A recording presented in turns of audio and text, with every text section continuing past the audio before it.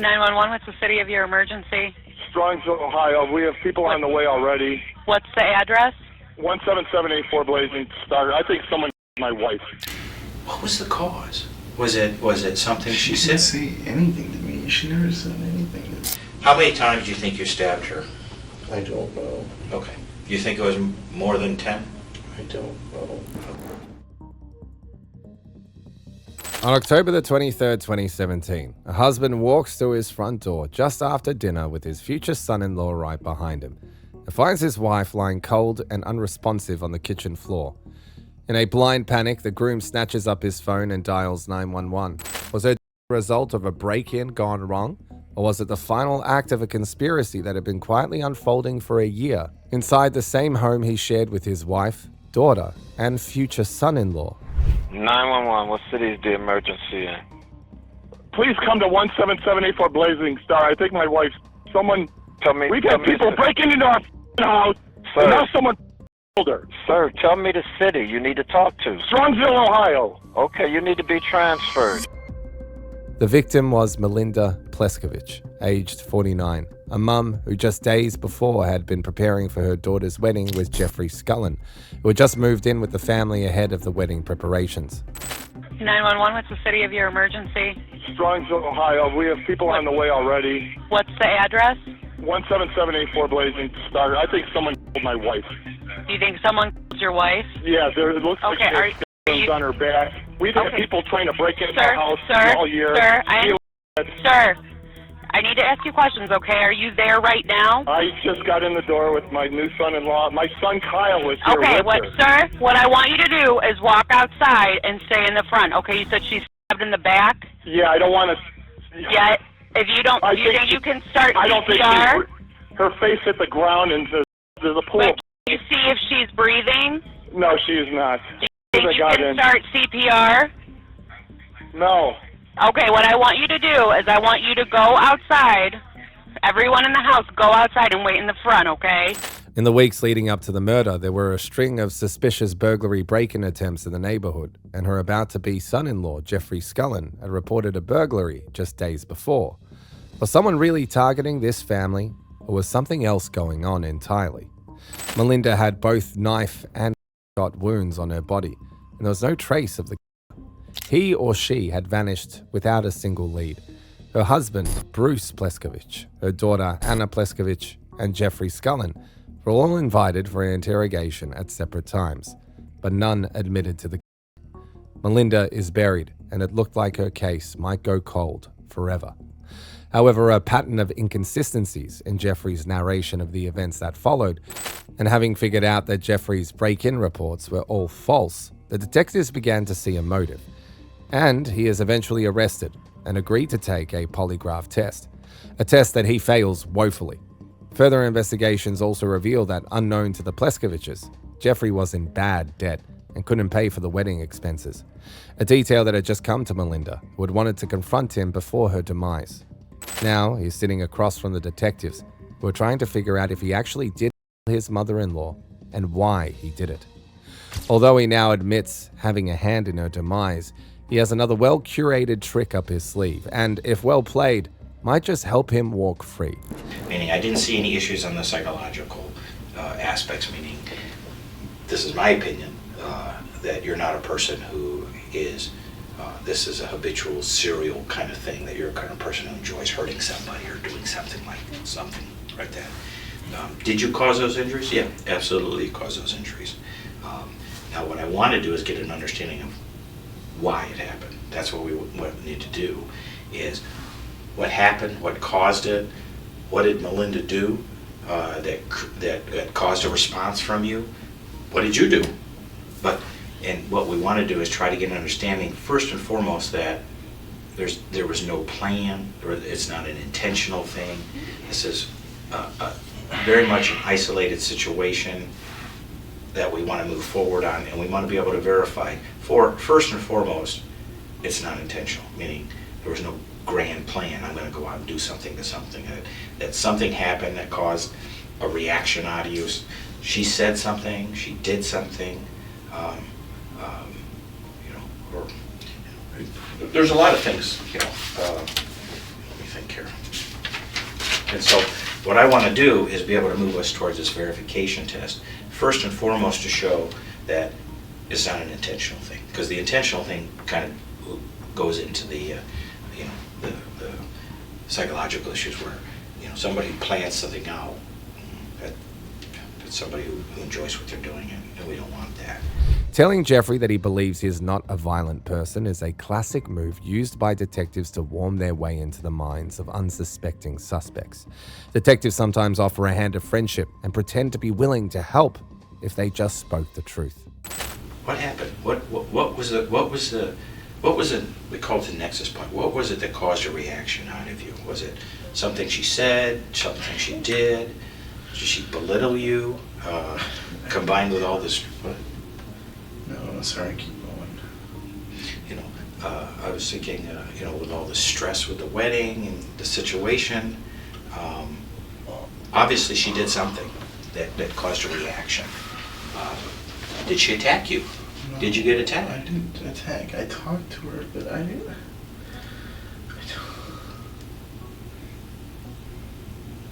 Never been good with time or anything like that, but I don't think I heard it. Well, let's talk about it. That knife that they found, I never even touch it.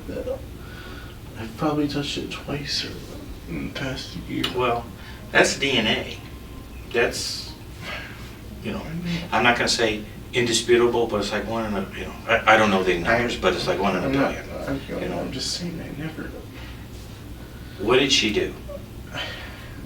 No, I don't even know. Well, let me ask this question. Did you intentionally plan to hurt her? Was there a plan? It happened. And what I'm trying to figure out is why it happened and to make sure that it wasn't a cold, calculated thing. I don't want people to draw. I would never hurt anybody intentionally. Okay, perfect. I would never hurt anybody intentionally. So what caused it? What did she say or do?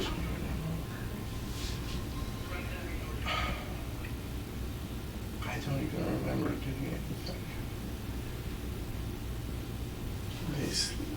That knife was in the bag. Okay, in the bag. And there were in the bag. Yeah, but I never. What did she do? Was the bag with you? Was it in the premise? It was in the house. Okay. Downstairs. Okay. And downstairs is where you live, right? Yeah, that's Okay. where we stay. Okay.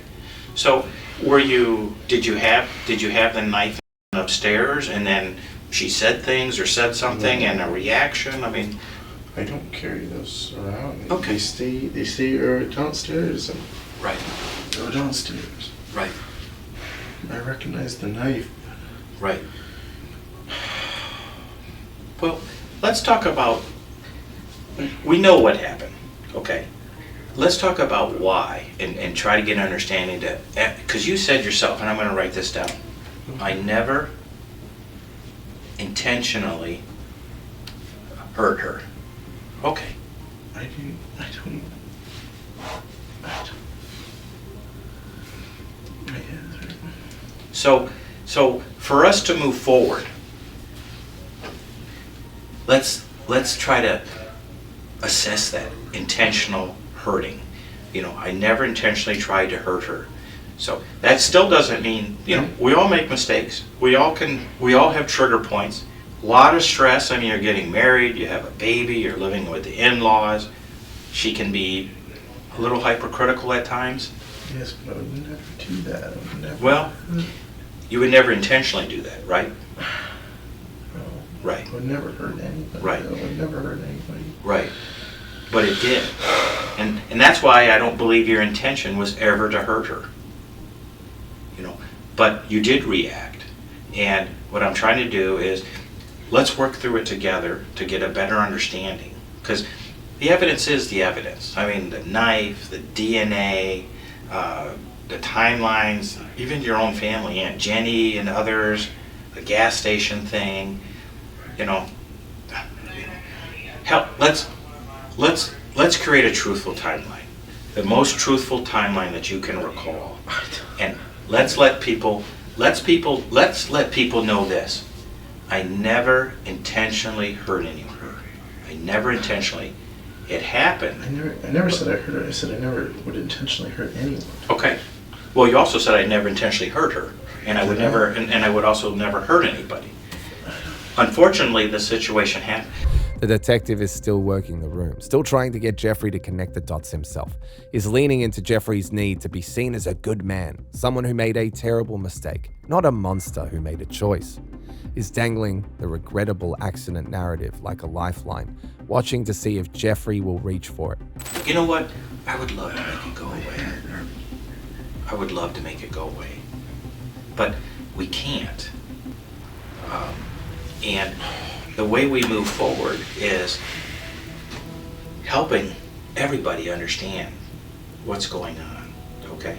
I mean, you have Anna, you love Anna, you have a daughter, okay? You want to maintain a relationship. You want to maintain a relationship for the rest of your life with your daughter. You want to maintain a relationship with Anna. How do we do that in this scenario, in this situation? By being truthful. Telling them, hey, this was a mistake. I never intentionally hurt anybody. It would never be in my mind. I don't know why it happened. I reacted, and I'm sorry. I want to move forward, and I want people to understand. You don't want people to draw the worst case scenario. Oh well, he must be a psychopath. That lady got all those times, or he must be, some monster. You're not a monster. You know why you're not a monster? Because I'm going to tell you, I've been an agent for 28 years, and I've seen some monsters. You're not one of those people, okay? Did a mistake happen? Yeah, it did happen. Did you do that? Yeah, I have to be honest with you. Yeah, you did. It clearly shows that. The evidence clearly shows it. But what I'm trying to do is go here, and I want to do verification that it was not an intentional thing. It was not a planned thing. This wasn't a grand scheme. You're not some, deviant that gets off on something like this. I think you have all the marriage stress going on. I'm married. I know it's stressful. You got a brand new baby who you love dearly. You got a wife or a fiance, and you're living with the in-laws, and sometimes everybody makes the jokes on the mother-in-law, but you know what? A lot of times it's true. As we talked about earlier, they can be a little picky. They can be. You got all this stress going on. You're currently unemployed. You got all this stress coming on. Maybe she said something derogatory about your family, or about the wedding plans, or about you as a man, or you as a person. And what I'm trying to figure out is, what is the trigger point? And then that it wasn't intentional. So the first and foremost thing I would like us to start with is, it was not intentional. It was not an intentional thing. Meaning it's not a pre-planned thing. Yeah. Okay. If I gave you a test on that, Test on what? on did you intentionally hurt her, would you pass that? Yeah. I don't understand. He said he checked. The one detective said he checked where I went, but I remember getting gas. I remember. Well, the film, I don't want to get into, because I'm not as privy with that aspects of it, but I don't want to argue the gas station, but the film doesn't show you there ever, okay? But that's not the concern, Aunt Jeannie says, no, he didn't get there till 6 o'clock. I don't care about the time frame. I don't care about any of that, okay? I care about you, and I care about helping me so I can let people know this is a non-intentional thing. This is a guy who made a mistake. He's got a daughter who he loves very much. He's got a fiancé that he loves very much. He spoke highly of the family. He spoke highly of his own family. But something happened, okay? Something uncontrollable happened. Now, is this, because I can guarantee you what some people are saying or thinking, oh gosh, he's got to be the monster, he's got to be Jack the Ripper, he's got to be the worst thing in the whole world. We don't want people to say that, if that's not true. And I honestly don't believe it. I don't believe you are that kind of guy, and I don't believe you ever would be that guy. Did you have a bad night that night? Yes. Did you cause those injuries? Yes. I don't know why. Help me understand why. And then what I want to do is I want to test you on that. Okay? Because that way, I'm just not taking, oh well, you know, hey, you're the social worker, you want to believe everybody. Well, yes and no, but you know, but I do believe people. And I see goodness in you. Okay? Was it just the stress of the combination of the wedding and the money and what did she do? What did she do to cause this? I didn't get any. There's nothing. She was fine. I don't understand. No. What don't you understand? The detective still continues to dangle the possibility of redemption in Jeffrey's face. Although he takes a non-judgmental stance, Jeffrey keeps saying that he does not remember the events leading to Melinda's demise. I want to know what kind of person you are. You know, and when we make mistakes, what do? We try to move forward. Life we're not defined by one single day in our life. We're defined by the totality. Do you want a relationship with your daughter? Do you want a relationship with Hannah? I do, but I don't understand. What I don't understand is What's that? I don't understand. I don't remember Okay. doing anything. Okay. Okay. I went to... So I don't remember. Hang on. I don't remember hurting her. Okay. Let's talk about that. I don't... Okay. Have you ever experienced blackouts before? I don't know. I don't... I mean, is this something caused quite a large reaction? So when you say I don't remember hurting her, okay. Well, do you ever have other episodes? Remember I asked you about your mental health? Did you ever have other experiences where you just wake up and you don't know? 'Cause sometimes I do talk to people and they go, I just woke up and here I am naked and there was a gun and there was a knife and there was drugs and I don't know what's going on. You know, and I understand that. I never touch those knives. Those knives are just there. I've never touched them. That one knife was used to stab her. The DNA is on that. I think And it's your knife. Once, but I've never used it. Right. Well, Something like this. and it was in your truck that you had control over. Okay? So let's go back. Mistake, intentional. I don't believe that you would ever intentionally hurt anybody. You don't seem like that kind of guy. Matter of fact, I watched your eyes light up when you were talking about your daughter. I watched how you smiled, how you're very proud, her intelligence, 1, 2, 3, A, B, C, how she can be devious. That's a proud father, and I'm happy to see that in you. Okay. We have to be strong together.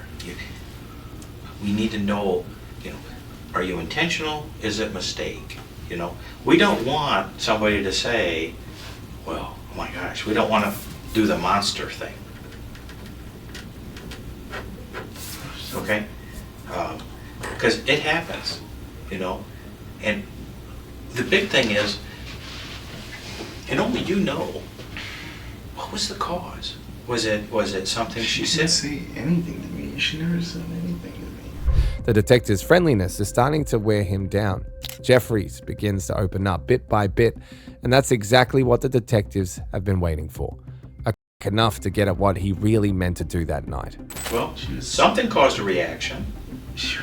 Do you ever have, let me ask you a question. Do you ever have moments where you just act out on somebody? Have you ever just gone crazy on somebody?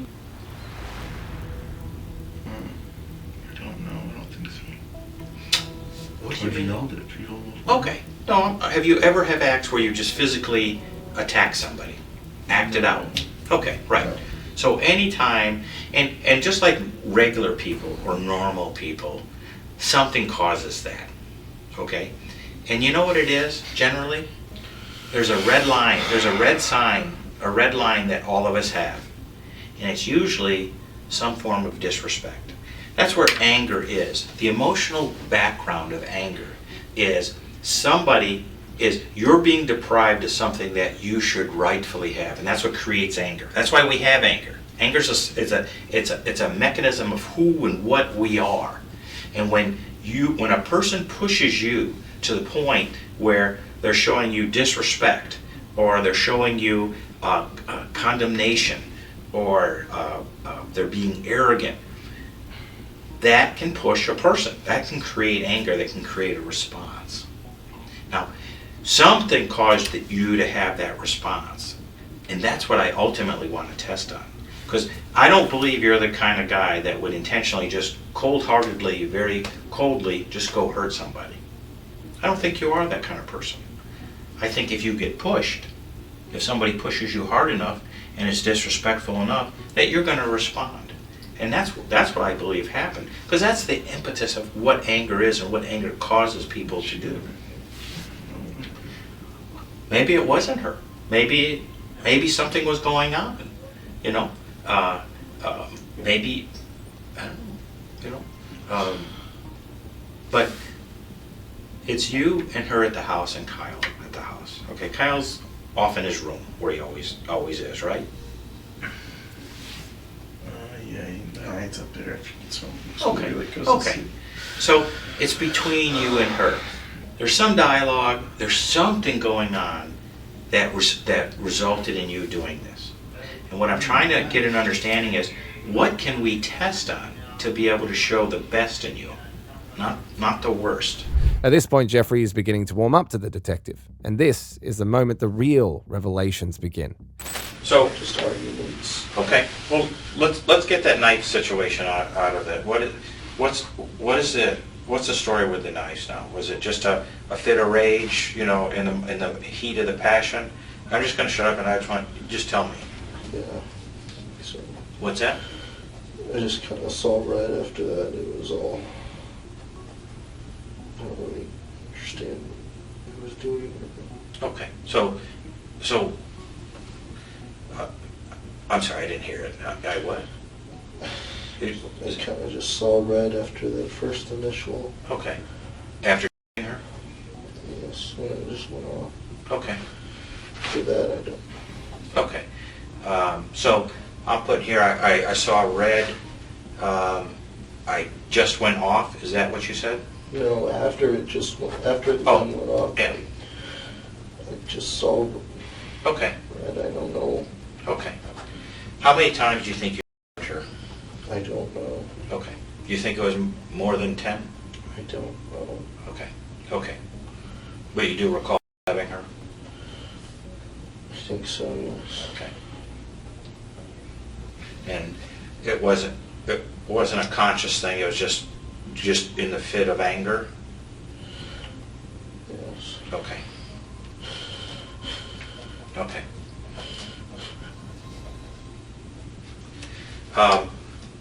Where did all this take place? In the kitchen. In the kitchen? Okay. Okay. Okay. Yeah, absolutely no premeditation, right? No. Okay. So all this is just about frustration because Melinda was yelling and screaming at you that you weren't the father. She saw the gun. Did she run upstairs with it, or? No, she when she walked back in, she had it. I think she got it before she left. I don't understand that part. I don't know when she went downstairs. Okay, so you guys were downstairs initially when she pointed at you? No, the whole time we were upstairs. Oh, in the kitchen? The whole time. Oh, okay. This all happened, okay. So initially, she had both the gun and the knife? Yes. Okay. The knife was sitting on the counter. Okay, and And the knife was on the counter. And did she have the in her hand, or was that on the counter as well? It was on the counter at first, then she picked it up. Okay. And then she also had the paper, paternity paper? I don't know about that one. Okay. So the knife, you walked in, she had the and the knife on the counter, then she grabbed it in her hand? Mm-hmm. Okay. And then she was screaming at you that you weren't the father? It wasn't the father, a whole bunch of other stuff. Well, what was some of the other stuff? I shouldn't be here, I shouldn't be a part of her life. It all makes sense now. Hang on, shouldn't be here. Okay. So she's yelling at you that you're not the father, that you were not the father, you shouldn't be here, you shouldn't be a part of her life, meaning Anna's life? I think so. Okay. The baby. Okay. Jeffrey is beginning to give the detective a possible motive for his actions by claiming that he acted in self-defense. This would have been plausible, but Melinda was found with over 36 knife wounds and 6 shots. For a woman who had just pointed a firearm at him, Jeffrey left that kitchen totally unscathed. There are still some details that he needs to fill in. And then, well, did she mean Anna or Aurora? I don't know. Okay. Okay. Shouldn't be part of her life. And then she picked up and pointed it at your feet? Yes. Okay. Okay.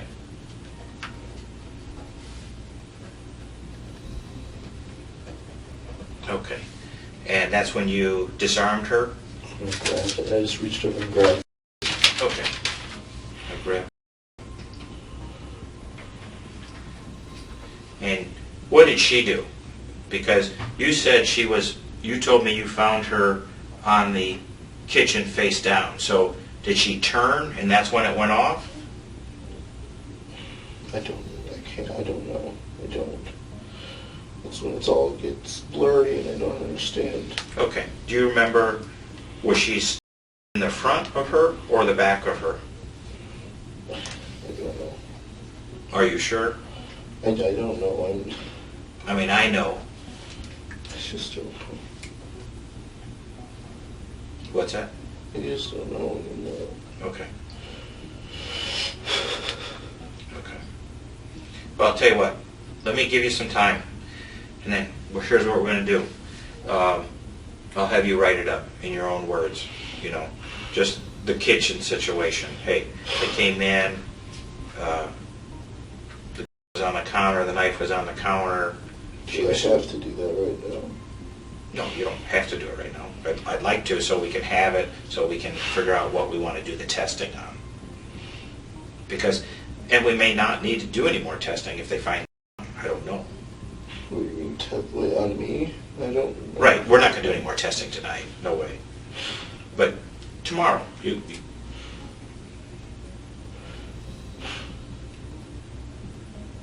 is that okay or not? I don't know. I don't know what to do anymore. Okay.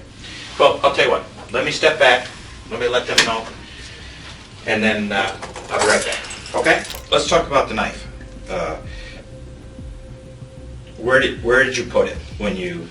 Cause I don't know. I don't. tell me why you put it where you put it. I don't even remember putting it anywhere, to be honest. Do you know where it was recovered at? No. Okay. I want you to tell me where. I know where it was recovered at. By telling Jeffrey that he knows where the weapon is, the detective is trying to make Jeffrey feel like lying is useless. If he tells a story that doesn't match the seemingly fake fact, the detective catches him in the lie. I don't know where I would put it. I don't. I think the detective said I put it in the truck. Do you remember that? No. Okay.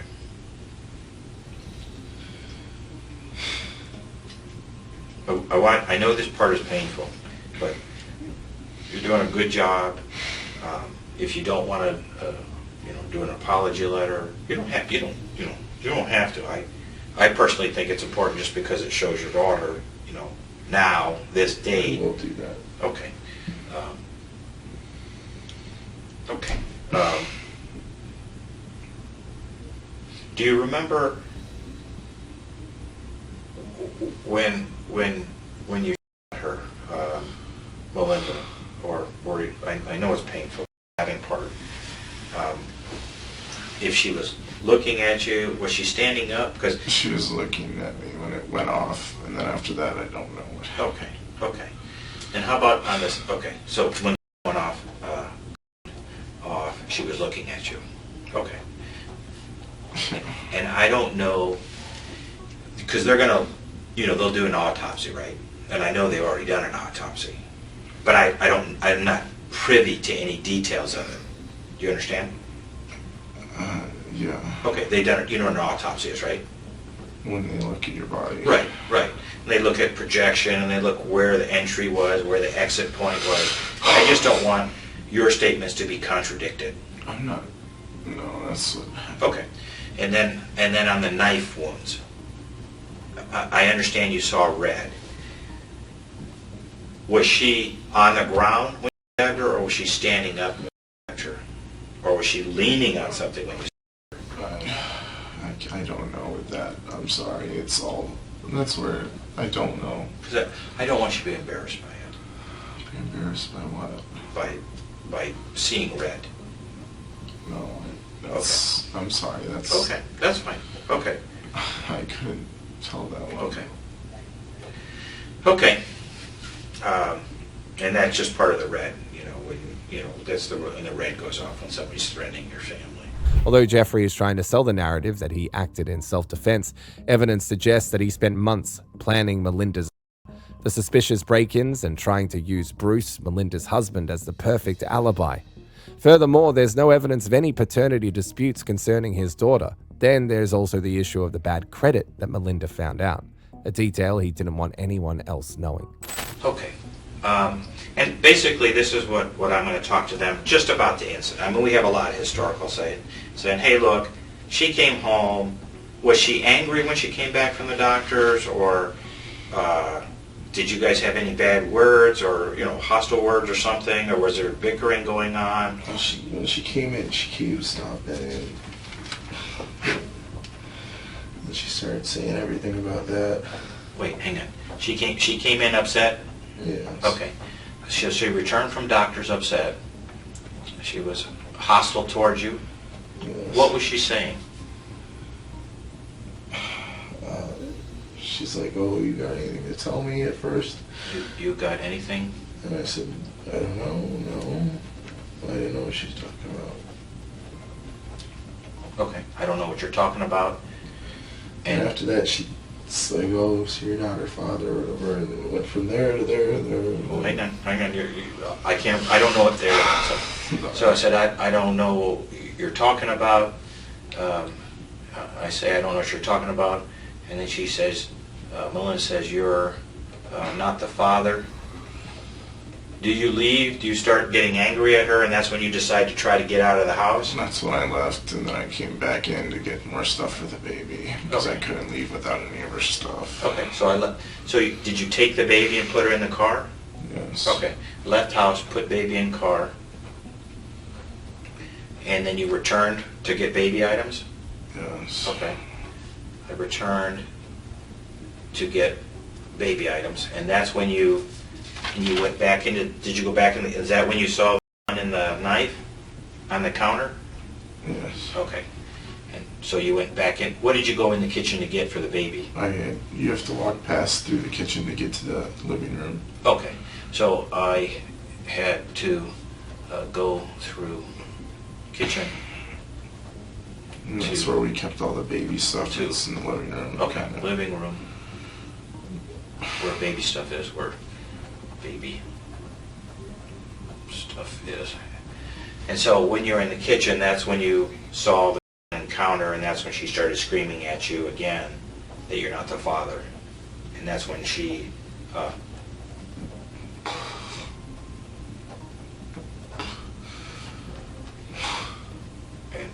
previously, and that's when the whole situation happened.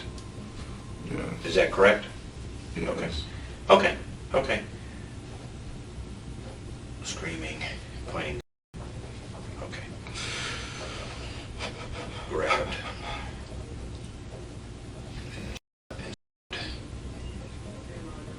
Okay, so what I'll pass on then is, in reference to the incident, she comes home from the doctor, she's upset, she's making comments to me, you got anything to tell me? I said, I don't know what you're talking about. She says, you're not the father. I started getting upset and leaving, took the baby. That's when I walked out. Okay. I walked out, I put the baby in the car, meaning the truck. Yes. Okay. I didn't have any of my stuff though. The truck just happened to be unlocked. Okay. I returned to get baby stuff. When you say baby stuff, what does that mean? Diaper bag. Okay, diaper bag. Bottle, baby food. Okay. Baby. Diapers and wipes. Okay. Spare I get outfit. it. Got outfits. Okay. And that's in the living room, which you have to go through the kitchen. So you go through the kitchen. That's when you see the gun and the knife on the counter. That's when she starts screaming, "You're not the dad." She grabs it and points it at your feet area.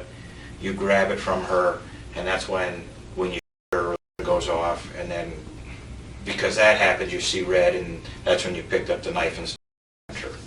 And then you took the stuff and left. Got the baby stuff and left. I just picked up the nearest baby bag and I Okay. didn't even look to see what was inside of it. Now that Jeffrey had admitted to ending Melinda's life, the most important question now for detectives is to find out how he also went to dinner with Bruce without any stains on him. This will help the detective finally come to the conclusion that Melinda's was planned and meticulously executed. How did you clean yourself? How did you clean yourself? Because when you Clean myself. oh, you didn't? Okay. Nothing? No, I don't think so. You didn't get any your clothes or anything? No. I got on I think on a pair of sweatpants that I was holding. I don't know, maybe, I'm not sure. And where are those sweatpants? I don't know. Okay. I'm sorry. Do you think they're still at the house? I think so. Yeah. Okay. What color are they? Gray. Gray. I picked up a pair of sweatpants because it was cold. Okay. And where those you think those are back at Melinda's house or back at your mom and dad's house? They're not at my mom and dad's house. Okay. Okay, fine. Did you leave it in the car or did you drop the sweatpants? I don't know. Okay. I'm sorry. I don't. Okay. Okay. Okay. I'm Okay. trying to answer it all. I'm sorry. Okay. Have you told me the truth? Yes, sir. Okay. Are you hiding anything? I'm sorry. Are you trying to minimize any involvement or anything else? What is that? What, You're trying to. question. I'm sorry, my mistake. Are you trying to hide what happened? Okay. And once again, that was not a planned out thing. You didn't plan this 3 weeks earlier, a year earlier. Okay. For over a year, the Pleskovics had no idea that they were living inside a slow-burning trap. Those strange noises at night, windows that seemed tampered with, a phone call to 911 about a break-in that never quite added up. Each incident on its own looked nothing extraordinary. It was the kind of thing any family in a quiet Ohio suburb might chalk up to a string of coincidences. But investigators later came to see it very differently. Those events were not coincidental. Someone was making them up, brick by brick, months before the final crescendo. And that person was a young man who the Pleskovics had welcomed into their own home. That someone was Jeffrey Scullin, her future son-in-law. On that ill-fated night, Scullin made sure that he was somewhere else. Out to dinner with Bruce, Melinda's husband, at the exact hour that she was in her own kitchen. He had been the man's wife and made her husband the perfect alibi. Melinda Pleskovic had 36 knife wounds and about 6 firearm wounds. Prosecutors argued during the trial that they had found his motive hiding in plain sight. His credit card had been declined 14 times when he tried to pay for the very wedding venue he and Melinda's daughter had booked. The venue emailed Melinda directly, warning her the booking would be cancelled over non-payment. Melinda had planned to confront him about it, but she never got the chance. She was the day before the conversation could happen. Scullin was charged with aggravated felonious tampering with evidence, making false alarms, and endangerment. After a contentious pre-trial fight over whether his videotaped confession should even be allowed, his defense claimed that he had been coerced during a nearly 6-hour interrogation. But a judge ruled the tapes admissible, finding no evidence of threats or abuse. Facing that confession, along with a mountain of DNA evidence, Scullin changed his plea. On the first day of his trial, he entered a plea of no contest. A no contest plea isn't really an admission of guilt, but it isn't a claim of innocence either. It's a choice to stop fighting. His own attorney later admitted that there was sensitive material in the case that Scullin didn't want exposed at trial, material that could embarrass more than just his client. He was found guilty and sentenced to life in prison, with the possibility of parole after 33 years.